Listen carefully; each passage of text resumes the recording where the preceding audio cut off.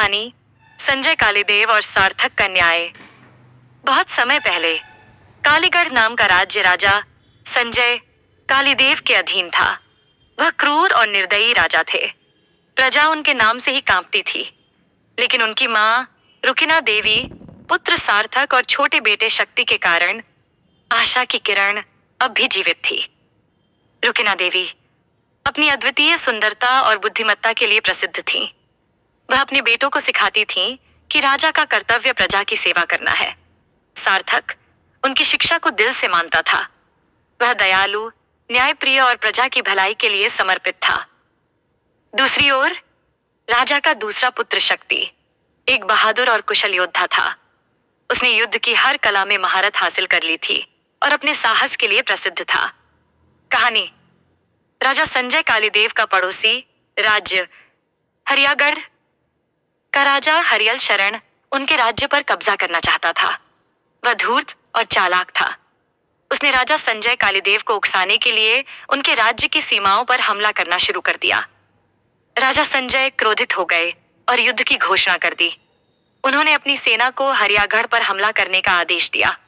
लेकिन सार्थक ने राजा से कहा, पिताजी, युद्ध से पहले हमें अपनी प्रजा के हित के बारे में सोचना चाहिए। यदि हम जल्दबाजी में युद्ध करेंगे तो प्रजा पर इसका बुरा असर पड़ेगा। राजा ने सार्थक की बात को अनसुना कर दिया और युद्ध की तैयारी शुरू कर दी। युद्ध के समय शक्ति ने अपनी वीरता दिखाई और हरियागढ़ की सेना को कड़ी चुनौती दी। लेकिन हरियल शरण की चालाकी के कारण कालीगढ़ की सेना को नुकसान होने लगा। तभी सार्थक ने युद्ध में प्रवेश किया।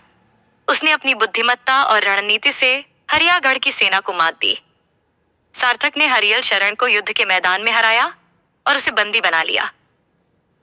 लेकिन सार्थक ने अपने दयालु स्वभाव से हरियल शरण को जीवन दान दिया और कहा, युद्ध से कुछ भी हासिल नहीं होता। अगर हम दोनों राज्य साथ काम करें तो प्रजा को अधिक लाभ होगा। हरियल शरण सार्थक की उदारता से प्रभावित हुआ।